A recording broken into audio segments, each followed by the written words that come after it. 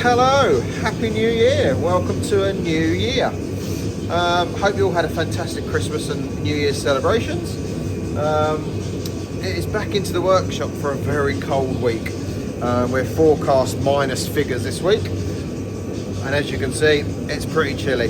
You can probably hear in the background the space heaters on as well, but I don't suppose that's going to do a great deal in this vast area, but it might just take the chill off. So, we are back in for the new year, and we need to crack on and get this Defender sorted so I can get it back out and use it again, because obviously where we left it on the Friday, where we done all the other bits and pieces, we kind of just abandoned it, so I need to get on with a bit more work on it. So let me show you where I'm at. I did come in for a morning in between Christmas and New Year because the wife was working, so I just thought I'd come in and tidy up and do a bit. So let me show you. I've got some new bushes in the hinges, so they're now working. I also made up a little bonnet thing because I haven't got the right bracket yet. Eventually I'll get one, but for now I've just put a little capture over that so that can spin around and sit on here. I do need to I've got this hook for that, so I'm going to drill that in here and fix that in there so it just clips and doesn't move about. But yeah, we are all back together in here, and the bonnet does shut. What else? I think that was it really. That's all I really did. I just potted around. I did start putting the wiring away on the driver's side, and then remembered one thing. On the Discovery 2s, the switch that turns the interior lights on when you open the door, or sets off the alarm when you open the door, is built into the latch itself. Obviously we're not using those, we're using Defender stuff, but with a Discovery Loom. So I needed to find the wire that basically went to that switch. So I've got these out of the Range Rover, the donor Range Rover I've got in there, and they obviously need to go in here, so when the door shuts it pushes them closed. But I need a way of, obviously needed to find the wire that when earthed would do that. And if you see, I've got this wire here is the purple and white, and if I put it on earth and touch it to earth and look at the lights come on. And then I'll take it back off, so when the door is shut and the switch is no longer engaged, there you go, it goes off. And as far as the door loom's concerned, I saw online they'd put a hole, or there was the factory hole was in this panel here, which I'm guessing this is hollow, and it probably comes up through the dashboard and comes out behind here. Now that's going to be a bit awkward, but what I'm going to do is make the hole and then see what I can find. The other thing I need to work out is the check strap. I haven't got those yet. I need to sort of order those really, but they bolt here. As you can see, it's a bit filled with stuff, but they bolt there, so I'm going to have to modify the dashboard a little bit to get it in, and obviously determines where the door sits. I haven't got those in a minute, so I'm going to have to be conservative with where I'll put this hole. Obviously the straighter it is, the more the door can open. If I want it up here, you can see how I can't pull it over, so the door's got to be shut some more. So I'm going to have to be quite conservative with where I do that to make sure once the door check strap is fitted, the door doesn't open too far that it pulls the wiring out. So yeah, I don't know how I'm going to resolve that yet. I think obviously the mirror hits the cage, so I'm not going to want it to go too much further than that. And I don't know if the check strap is adjustable. I don't suppose it is. It's probably a set thing. So yeah, I'm gonna have to try and work it out. I've got the picture of one that's fitted, and it's, I think it's sort of here somewhere. So, you know, I need to shut the door a bit to get it to that position. So I'm gonna have to, yeah, be careful and hope for the best. So that is my job for this morning, is to make a hole in my nice bulkhead. Right, let's stop yapping and get on with it. Okay, so obviously having a second look before I did anything, that's what that does. That pushes on that to turn the light off. So yeah, that's drilled in the right place. We've got the purple and white wire on this side, and when I earth it, there you go, the lights come on and then they'll go off again. So we can now try and get the hole for the door loom done. I just want to get that in position first, and then that'll give us our guesstimation of where the loom needs to go through. Okay, we have temporarily, well I say temporarily, we have done the driver's side loom. So there we go. What I had to do was make the hole bigger to get the connectors through, and then I've made a little plate to go over it and screw in. Obviously this will all be cleaned up, painted, and then obviously that'll be carpeted over it eventually, so you won't see it.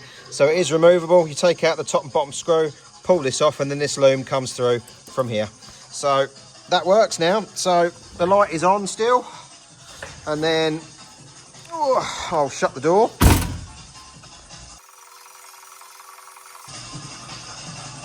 And 12 seconds later it goes off, but I fast forwarded that so you don't have to sit there and watch all that. So I'm going to move on to the passenger side now. Okay, so today they're all in there. As you can see, I've painted the plates that hold it in the same colour as the bulkhead, so it's not very noticeable. The loom is just running there for the minute, because until the check straps come, I don't know where I can run it, so I've not fixed that in anywhere. I'm just going around now tapping in all the door card clip holders. I've had to drill all these out because they're all full of galv. So that's done. I've done the other side as well.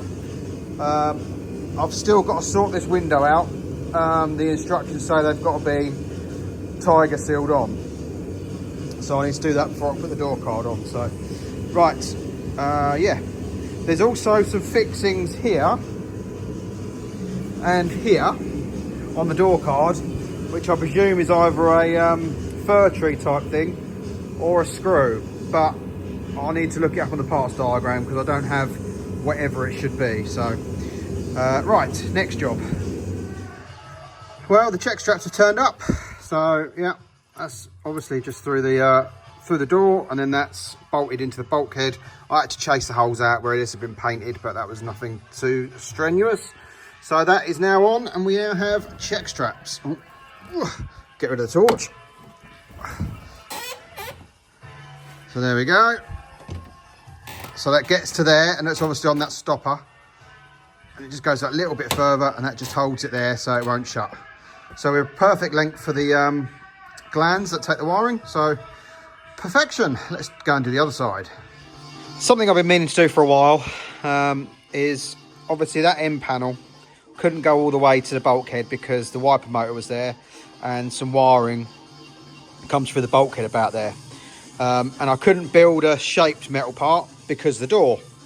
So I was always going to put a bit of rubber there. So today I've just done that. So yes, it's not perfect, but it covers the wiring, it hides everything up a bit, and the door shuts. So that suits me. So next job is to start running some speaker wires for the speakers that are going to be there, the tweeters that are going to be on the dash, and I'm still yet to decide where the mids are going. Now the focal mids are only 3 and a bit inches, so I just can't decide where to put them. I did have a look about putting them in there, each side of the dashboard, but the fuse box is right here. I can't move it forward anywhere. And yeah, it's a bit too congested there. Obviously over the other side it'll probably fit quite easily, but this side it won't. Under here, again, could put them there. It's a bit congested, so it would be a bit of a stretch, but it would go. The other thing is to maybe put some like encase that, put it on the bottom of the dashboard there and encase it. but I'd need to probably put the seat in just to make sure I'm not going to kick it all the time. I don't think I would do. And the other option obviously is this side of the dash. Again, I don't really want to drill through the dashboard because I've got so much stuff behind it, and I don't want stuff falling, you know, like rubbish, dust and whatever falling at the back of the speaker. So I'm thinking about a little pod down there, and then obviously the same the other side. So I think that's really my only option. I did think about putting them both in here, but then it's just going to be a central sound. It's not going to be separated, but is that distance really going to be separate? Don't know. Another option was in the rear bulkhead, but again the seats are going to be in the way, so probably wouldn't here. I looked about putting them up here, but then they'd be right in your ear on one side, so that's probably not any good.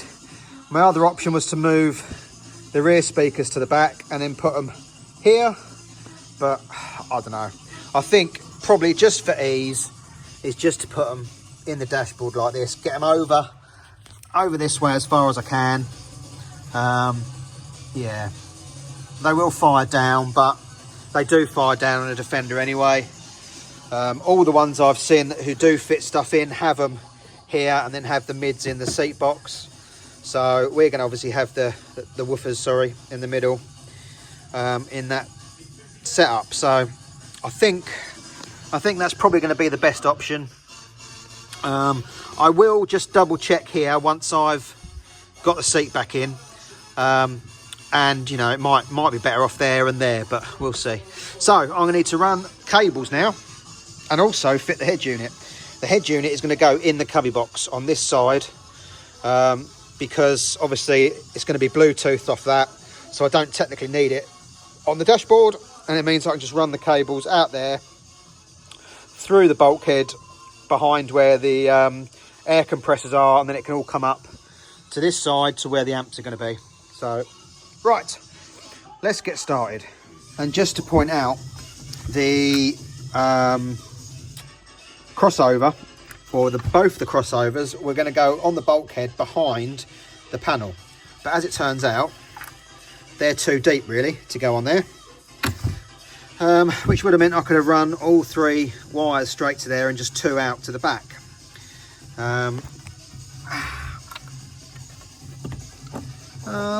I don't know. No, they're obviously, this indent here is right where the screws need to be to mount it. So yeah, I don't know. There's no other mounting points. I don't know if I could make mounting points, but probably not. Yeah, and obviously the wires would be really tight down there, and if we did go in any water in the footwells, for example, they might get wet. So I think we're just going to run the cables to the back and have these mounted on the side with the amp. I think that's what I'm going to have to do.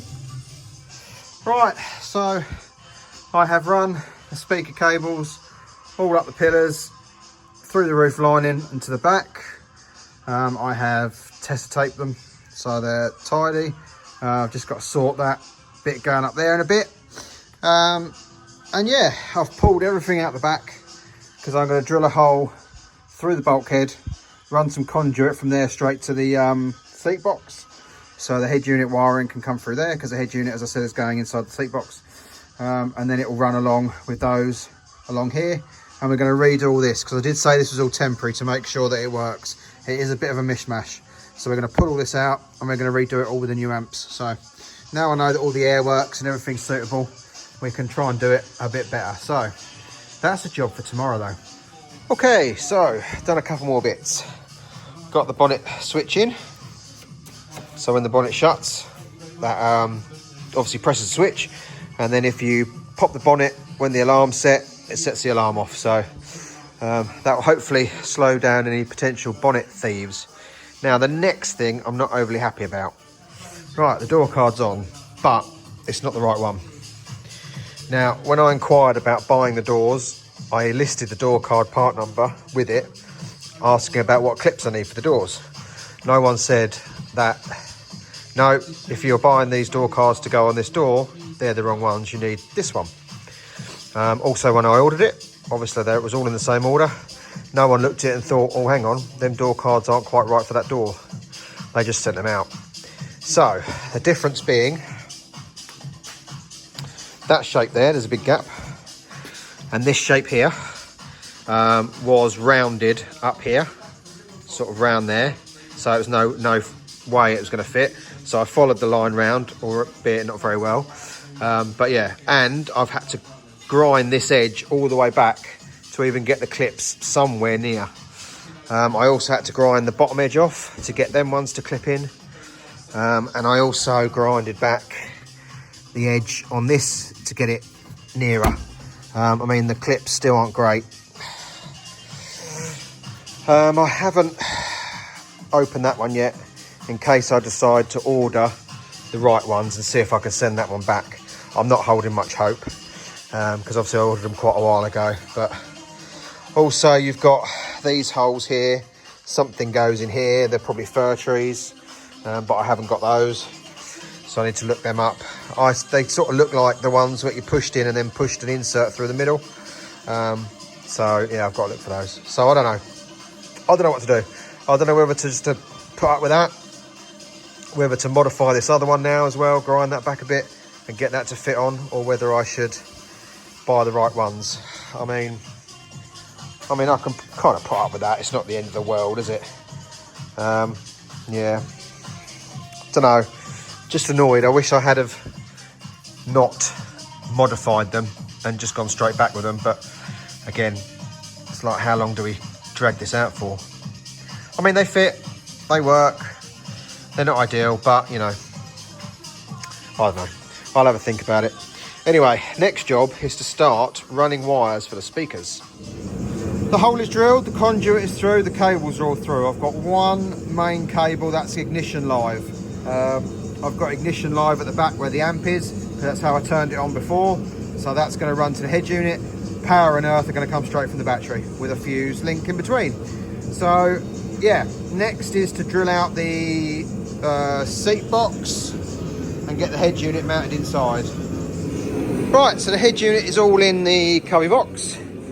It's velcroed and screwed in, so it shouldn't go anywhere. But I was worried about whatever I put in there getting caught up on the cables, etc, etc.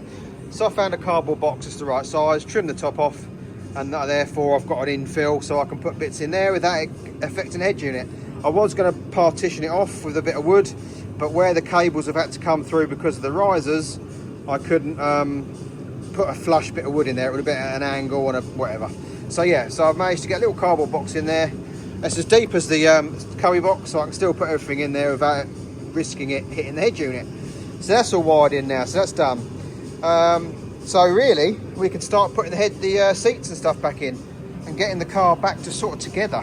I also realised now I've done the bonnet bushes, I can put that crossbar back on, so that's another job that's got to be done.